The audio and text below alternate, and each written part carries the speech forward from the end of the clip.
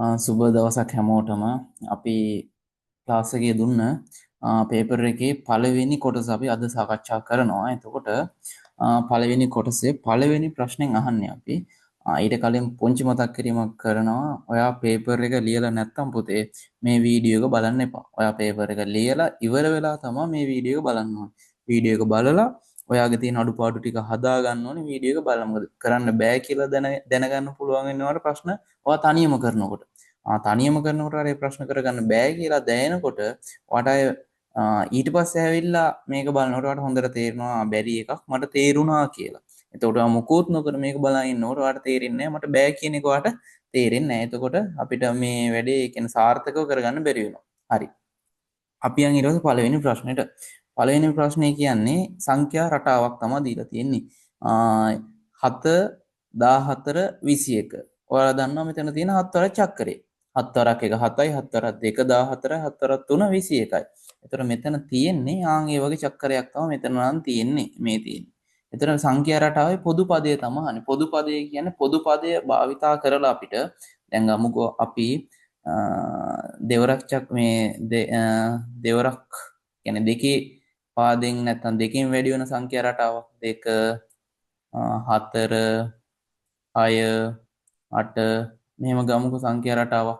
සංඛ්‍යා රටාවක් ගත්තම මේක කීයෙන් කීයද වැඩිලා තියෙන දෙකෙන් දෙකට. එතකොට අපිට ලියන්න පුළුවන් 2යි n කියලා අපිට ලියන්න පුළුවන් සංඛ්‍යා රටාව 2යි n. එතකොට n වෙනුවට ආදේශ කරන්න පුළුවන් කීයද? n වෙනුවට 1 ආදේශ කරන්නත් පුළුවන් 2 ආදේශ කරන්නත් පුළුවන් 3 ආදේශ කරන්නත් පුළුවන්. ඒක ඉදිරියට අපිට 4 5 6 7 8 කියලා ආදේශ කරගන්න පුළුවන්. එතකොට පළවෙනි එක හොයාගන්න නම් 2යි n අපේ පොදු සූත්‍රය. 2න් තමයි අපේ පොදු සූත්‍රය. එතකොට මේ 2න් කියන පොදු සූත්‍රය 2න් අපි ලියා ගන්නවා. පළවෙනි එක නම් ඕනේ nට ආදේශ ගන්න කීයද 1. nට ආදේශ ගන්න කීයද 1. එතකොට 2 වැඩි වෙනවා 1කින් දෙවරක් 1 කීයද 2යි. එතකොට මේන් පළවෙනි පදේ ආවා. මෙතන තියෙන පළවෙනි පදේ ආවා.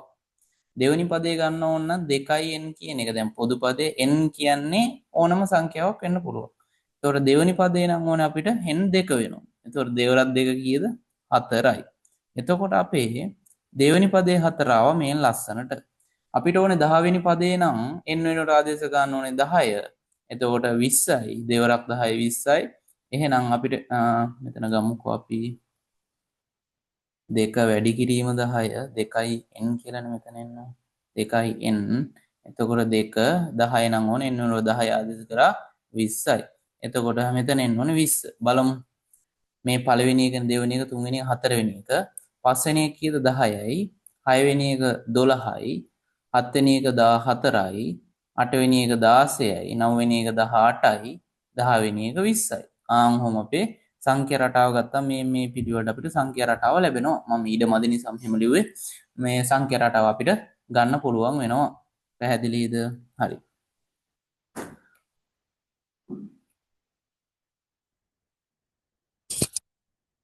අපි දැන් අපිට තියෙන්නේ මේක කතා ගන්න නෙමෙයිනේ හතරක් චක්‍රේ මම මේක උදාහරණයකට තමයි මේක ගත්තේ මම මේ ටික මකා ගන්නම්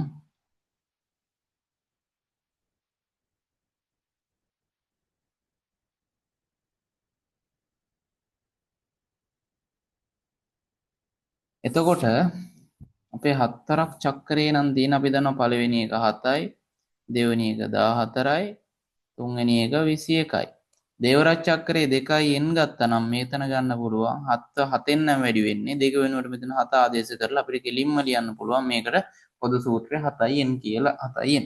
ඔයාලට පළවෙනි එක ඕනනම් කීයද ආදේශ ගන්න ඕනේ 7 වැඩි වෙනවා n වෙනුවට 1. දෙවෙනි එක නම් ඕනේ 7 n වෙනුවට 2. ඔයාලට තුන්වෙනි එක නම් ඕනේ 7 වැඩි කිරීම 3. ඔයාලට හතරවෙනි එක ඕනේ. ඒතර 7 වරක් 1 7යි එතකොට 7 වරක් 2 14යි 7 වරක් 3 21යි කියලා මේ විදිහට අපිට ගන්න පුළුවන්. පැහැදිලිද? එතකොට අපේ ආන්සර්ක විදිහට එන්න ඕනේ මොකද්ද? 7යි n. 7යි n කියලා තමයි ආන්සර්ක එන්න ඕනේ. පළවෙනි එකේ උත්තරේ 7යි n ඇවිල්ලා තියෙන දරුවෝ හරි දාගන්න.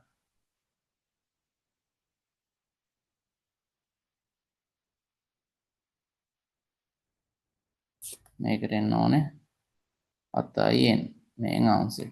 ඊට පස්සේ පහත දැක්වෙන රූපයේ පරිමිතිය සොයන්න. පහත දැක්වෙන රූපයේ පරිමිතිය තමයි සොයන්න කියලා කියන්නේ. පරිමිතිය කිව්වම මේකේ මම මේ මෙහෙම අඳිනවා වටේ දිග තමයි ඕන වෙන්නේ. පරිමිතියනේ. පරිමිතිය ගත්තාම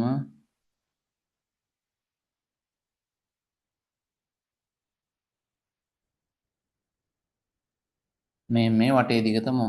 එතකොට අපිට මේ කෑල්ල 6යි නම් මේ කෑල්ලත් 6 සෙන්ටිමීටර්.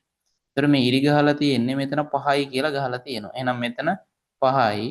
එහෙනම් මෙතනත් 5යි මෙතනත් 5යි. මට මේ පහ වැඩක් වෙන්නේ නැහැ පරිමිතිය හොයන්න. මේ පහ මට ඕනේ නැහැ. එතකොට මෙතනත් ඉරි කෑල්ල ගහලා තියෙනවා 5යි 5යි.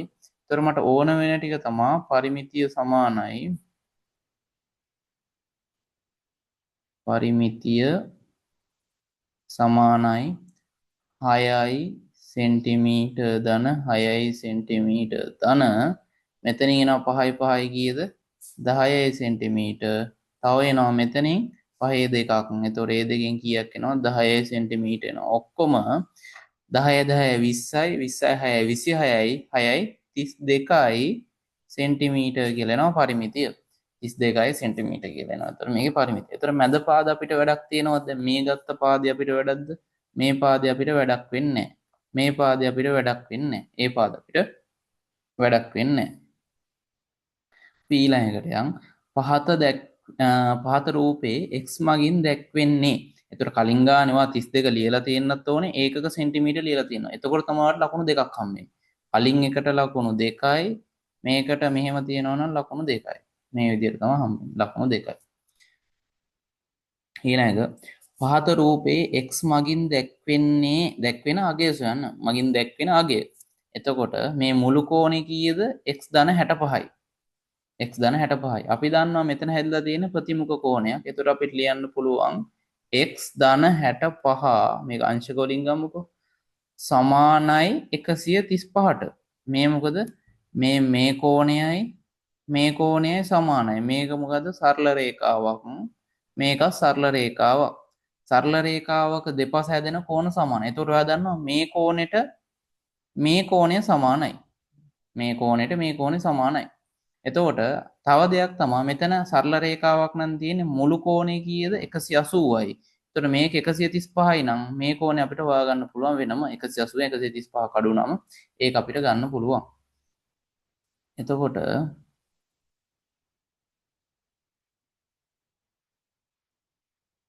මෙතනින් අපිට x උක්ත කරගන්න ඕන නම් x පදේ උක්ත කරගන්න x මේ පැත්තේ තනි කරගන්න. එතකොට මොකද ගන්න 135 65 මේ පැත්තට එනවා ධන 65ක් තියෙන ඍණ 65ක් වෙනවා. එතකොට මෙතනින් 65ක් අඩු වුණාම 135න් 65ක් අපිට උත්තරේ එනවා අංශක 70ක්. x සමානයි කීයද? x සමානයි අංශක 70යි. අංශක ලියවිලා තියෙනවා. අංශක 70යි. තුන්වෙනි එකට උත්තරේ. ඊට පස්සේ අහනවා 6යි x ධන 4 සාධක දෙකක ගුණිතයක් ලෙස ලියන්න කියලා කියනවා. සාධක දෙකක ගුණිතයක් ලෙස ලියන්න.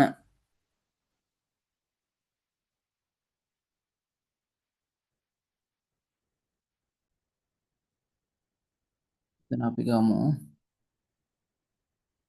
සමාන ලකුණු දාලාම ලියමු. සමාන ලකුණු දාලා 6යි x ධන 4 6යි x ධන 4.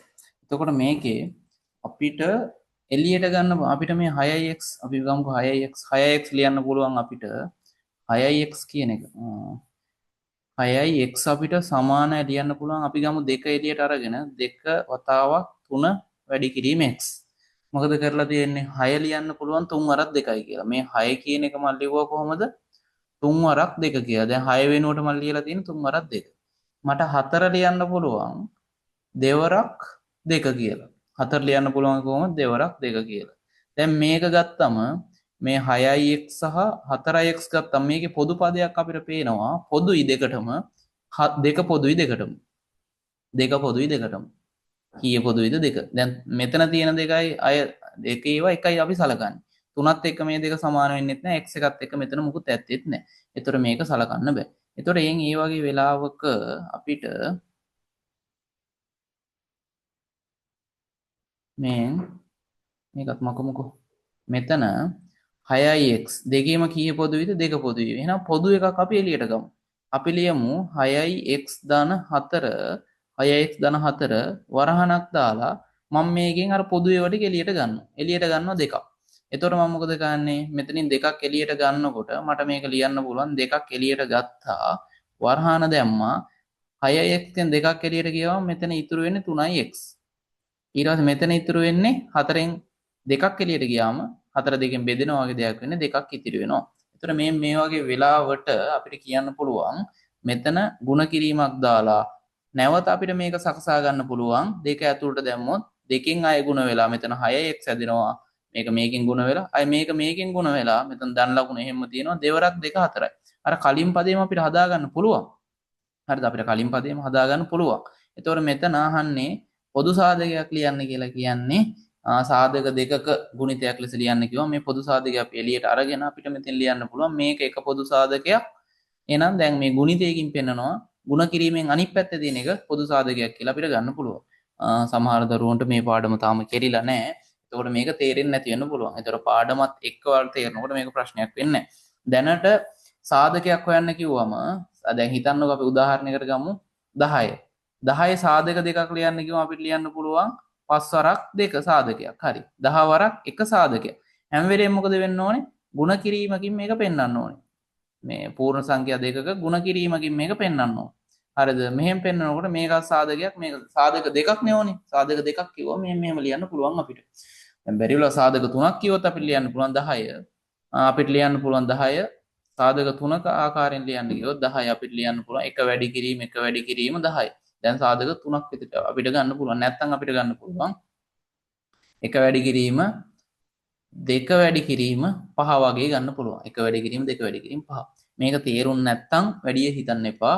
මේ පාඩම අර ඔයාලට කිරිලා නැහැනේ තාම මේ වාරේ මුලනේ යන්නේ.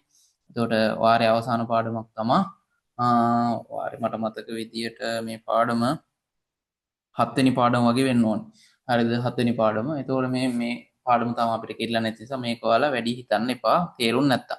සාධක දෙකක් කියලා ගත්තම මෙතන වෙන්න ඕනේ මේ ලියලා තියෙන්නේ එකතු කිරීමකින් සාධක දෙකක් ලැබෙන්නේ ಗುಣ කිරීමක් එක්ක. ඒතකොට ಗುಣ කිරීමෙන් දෙපස තියෙන මේ පළමු සාධකය මේ තියෙන්නේ දෙවන සාධකය. දෙවන සාධකය කියන්නේ මේ වරහන් ඇතුළේ තියෙන සම්පූර්ණ මේ පළමු සාධකය මේ දෙවන සාධකය. ಗುಣ කිරීමකින් මේක පෙන්වන්න ඕනේ.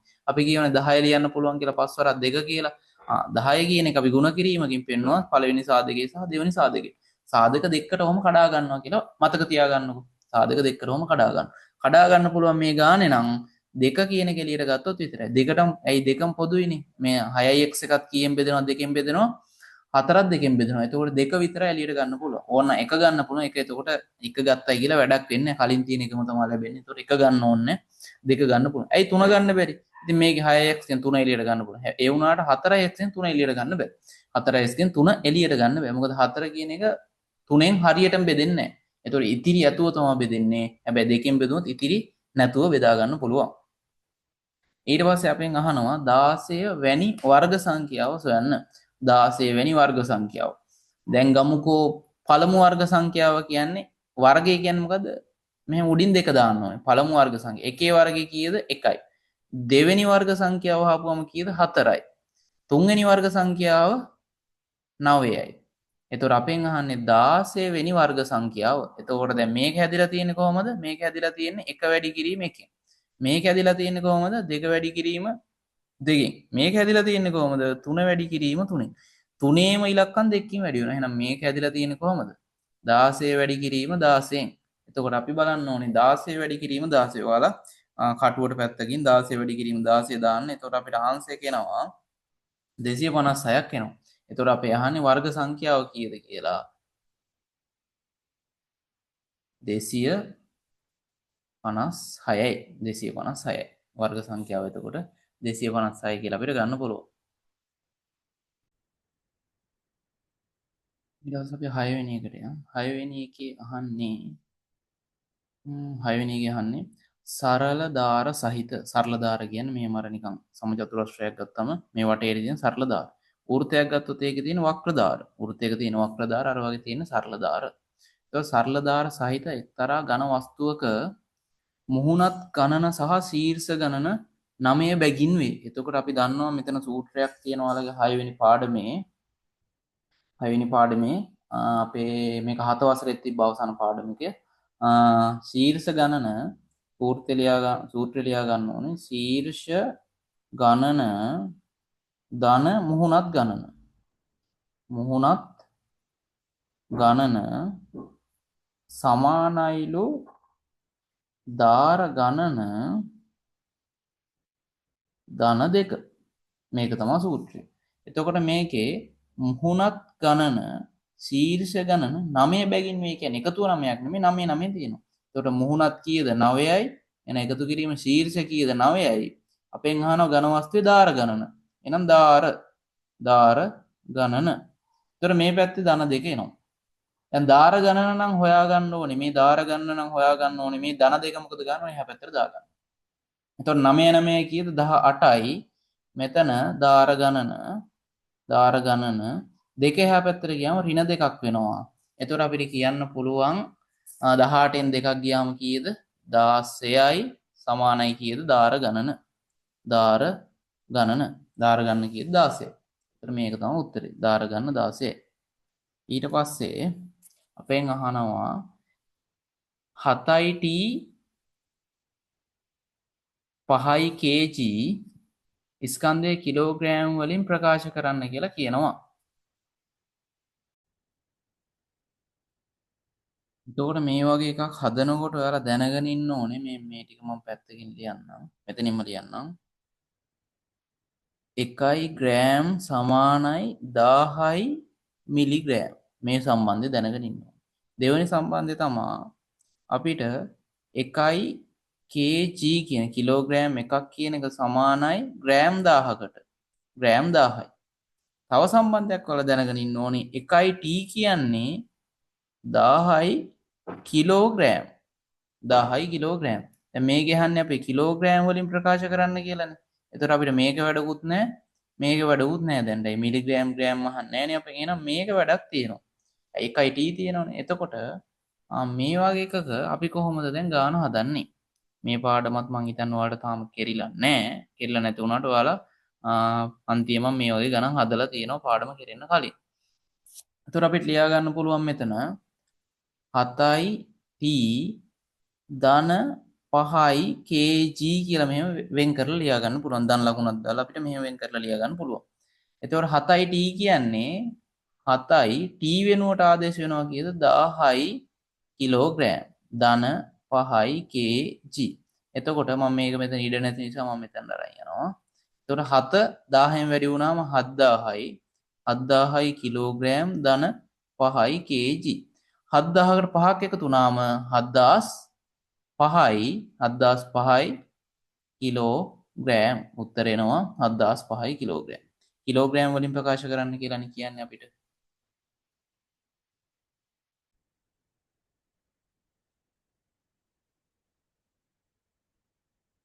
අපි 8 වෙනි ප්‍රශ්නෙට යන්. 8 වෙනි ප්‍රශ්නේ අහන්නේ 64 ප්‍රථමක සාධක වල ගුණිතයක් ලෙස ලියන්න. ඒතර මම ප්‍රථමක සාධක ලියාගෙන යන්නම් 2 3 5 7 7 9 නෑ 7 9 එනවා 9 11 13 17 19 මේ විදිහට එනවා. අපිට මුල් ටික තිබ්බා නැති මේ තුන වගේ පොඩ්ඩක් මේ හතර වගේ පොඩ්ඩක් මතක තිබ්බනම් හොඳටම ඇති දැනට. ඒතර මේක හදනකොට අපි ගන්න ඕනේ මේ ටික මම මකා ගන්නම්.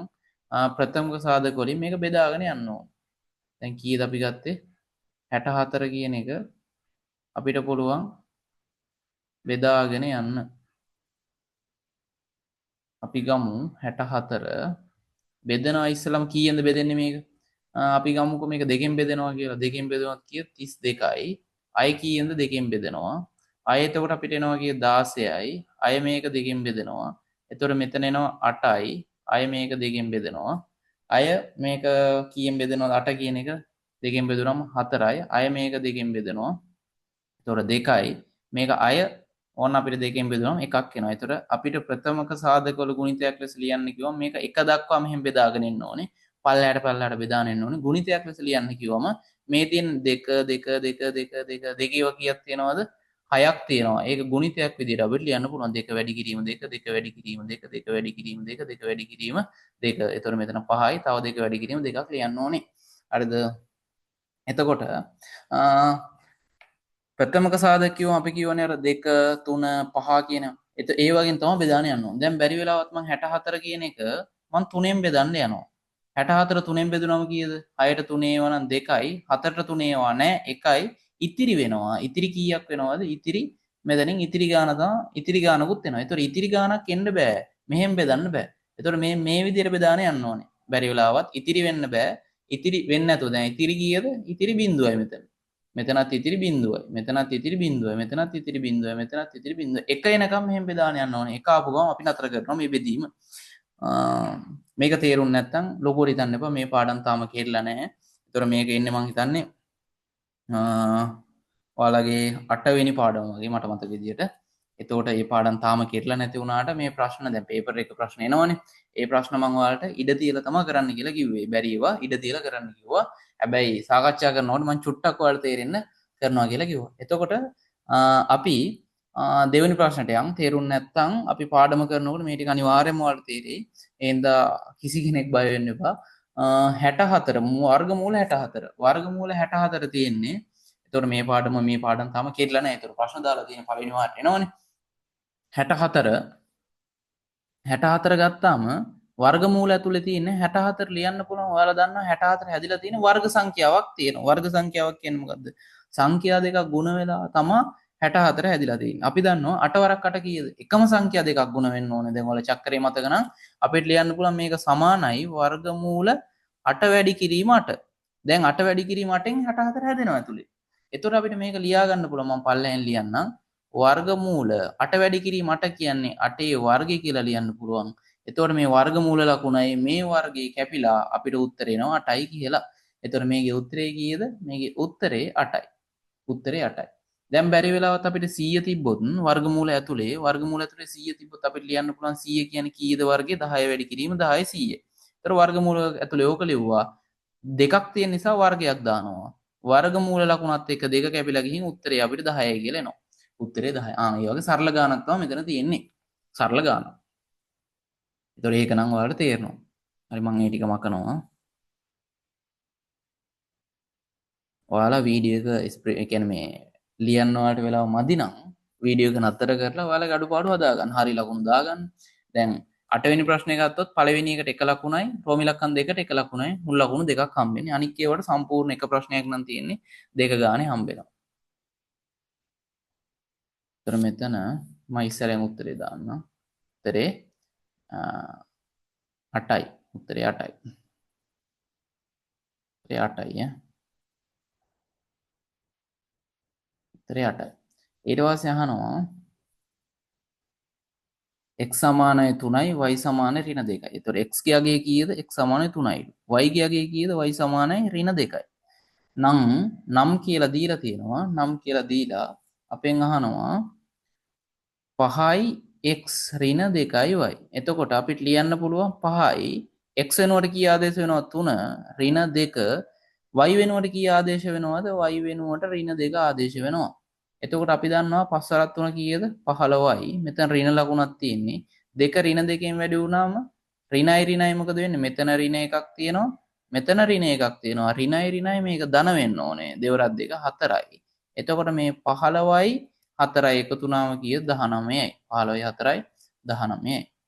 ඊට පස්සේ සංඛ්‍යාවල මහා පොදු සාධකය සොයන්න කියලා කියනවා. මහා පොදු සාධකය කිව්වම 24 මම ලියා ගන්නවා. 24 හැදිලා තියෙන්නේ 24 අපි මෙහෙම ගමුකෝ. ප්‍රථමක සංඛ්‍යාවලින් ලියාගෙන යන්කෝ. 24 හැදිලා තියෙන්නේ දෙවරක් දෙක 4යි 4 දෙක 8යි 8 වරක් 3 කියලා ගමුකෝ. මේ විදිහට ගමු හැදිලා තියෙන්නේ. ඊට පස්සේ 30 කියන එක ගමු. දැන් හැදිච්ච චක්‍රය තමයි ලියන්නේ කියේ. දෙවරක් දෙක කීයද? 4යි 4 වරක් දෙක කීයද? 8යි 8 වරක් 3 කියලා ගන්නත් පුළුවන්. නැත්නම් 2 කියලා ගන්නත් පුළුවන්. හරිද? මෙතනදී 30 අපිට ගන්න පුළුවන් 30 කියන සංඛ්‍යාව ගත්තම ඒකත් අපි ගමු පහෙන් බෙදෙනවනේ 30 පහෙන් බෙදෙනවා 5 වරක් අය කීයද පහේවා 3යි 3 වරක් 2යි. දැන් බලන්න 5 වරක් 3 15යි 15 වරක් 2 15 වරක් 2 30යි. මේක ගන්න පුළුවන්. ඊට පස්සේ අපි ගමු ආයේ 12 12 12 12 ගත්තම 12 හැදිලා තියෙන්නේ කොහොමද? 12 හැදිලා තියෙන්නේ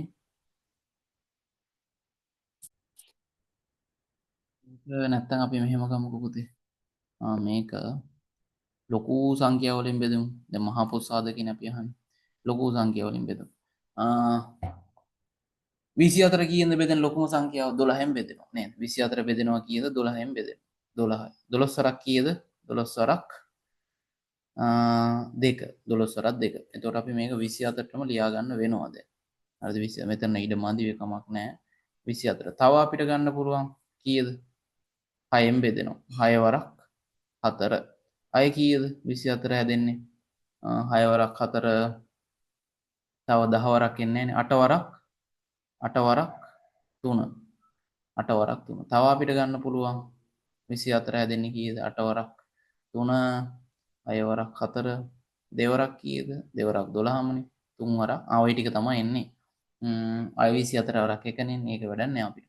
අය අපිට ගන්න පුළුවන් 30 හැදෙන චක්කර 30 හැදෙනවා 10 වරක් 3 අය 15 වරක් 2 අය හැදෙනවා 6 වරක් 5 අය ඔය තුන තමයි ගන්න වෙන්නේ. දෙවරක් 15 6 වරක් 5 8 වරක් ඔය ටික තමයි එන්නේ. ගුණ කිරීම හැදෙන ආකාර ටික. අය අපිට 12 හැදෙනවා 6 වරක් 2 අය 3 වරක් 4 12 හැදෙන්නේ 3 වරක් 4 4 වරක් 3 කිව්වත් 3 වරක් 4 කිව්වත් එකම තමයි. 6 වරක් 2 දෙවරක් වලින් ගත්තොත් 3 වරක් වලින් ගත්තොත් ඔය ටික තමයි තියෙන්නේ. එතකොට මේ වගේ මම පල්ලෙහෙන් ලියා ගන්නම්. මහා පොත් සාධකය ගත්තම 24 හැදෙන්න අපිට ඕන වෙලා තියෙන්නේ කීයද? 2 ඕන වෙලා තියෙනවා, 3 ඕන වෙලා තියෙනවා, 4 ඕන වෙලා තියෙනවා, 6 ඕන වෙලා තියෙනවා, 8 ඕන වෙලා තියෙනවා, 12 ඕන වෙලා තියෙනවා. අය අපිට 30 හදනකොට අපිට ඕන වෙලා තියෙනවා 2 ඕන වෙලා තියෙනවා, 2 ඕන 3 ඕන වෙලා තියෙනවා, 5 ඕන වෙලා තියෙනවා, 6 ඕන වෙලා තියෙනවා, 10 15. දැන් 12 හැදෙනකොට අපිට ඕන වෙලා තියෙනවා 2 3 4 6. දැන් මේ වගේ පොදු ඒවා ටික අපි පොඩ්ඩක් රවුම් කරගමු. මේ 3ටම පොදුයි 2. 3ටම පොදුයි කීයද 2. අය 3ටම පොදුයි 3. 3ටම පොදුයි කීයද 6. 6. මේවා විතරයි පොදු. දැන් මේක ගන්න මේ 4 මේකට තියෙනවා. මේකේ නෑ. මේකේ තියෙනවා. 8 මේකේ විතරයි මේකේ නෑ. 12 මේකේ විතරයි මේකේ නෑ. අනික් ඒවා විතර පොදු සාධක නෙමෙයි. එතකොට අපි බලන්න ඕනේ මේ දේවල් ටික විතරයි. මෙතන තියෙන පොදු පද ටික. පොදු ඒවා පොදුයි කියන්නේ අපි දන්නේ පොදුයි කියන්නේ හැමෝටම තියෙනවා මේක. 24ටත් 6 තියෙනවා. 30ටත් 6 තියෙනවා. 12ටත් 6 තියෙනවා. 24ටත් 3 තියෙනවා. 30ටත් තියෙනවා. 12ටත් තියෙනවා. එතකොට මහා පොත් සාධකය කියලා අහන්නේ මහා පොදු. මහා කියන්නේ ලොකුම එක. එහෙනම් මේකේ ලොකුම තියෙන එක කීයද? 6. එහෙනම් මේකේ මහා පොත් සාධකය වෙන්නේ කීයද? අපිට 6 කියලා ගන්න පුළුවන්. මහා පොත් සාධකය කීයද? 6. 6 තමයි මහා පොත් සාධකය වෙන්නේ. ඔයාලා මේවා කොල කැල්ලක් අරගෙන ලියා ගන්න. දැන් මම මේවා මෙතන මකන්න වෙනවා. හේතුව තමයි ඉඩ මදි නිසා. හරි පුළුවන් නම් මං ඉතිරි එක මේ පැත්තෙන් හදන්නම්කෝ.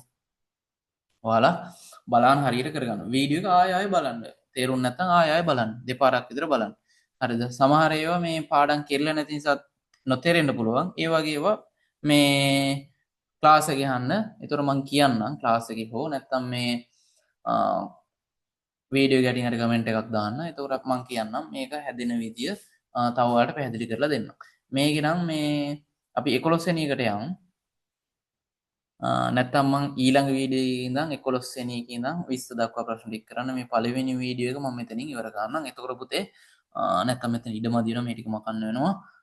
අපි දෙවෙනි වීඩියෝ එකේ 11 වෙනි ප්‍රශ්නේ ඉඳන් සාකච්ඡා කරමු. හැමෝම කොල කෑල්ලක් අරගෙන මේ වගේ අර මං කිව්වා වගේම අර මුලින් ඉඳන් මොකද කරන්න ඕනේ? මුලින් ඉඳන් මේවා ටික හරියට ලියා ගන්න ඕනේ. හරිද? ලියාගෙන ඔයාගේ වැරදිච්ච ටික හරි ඒවට හරි දාන්න.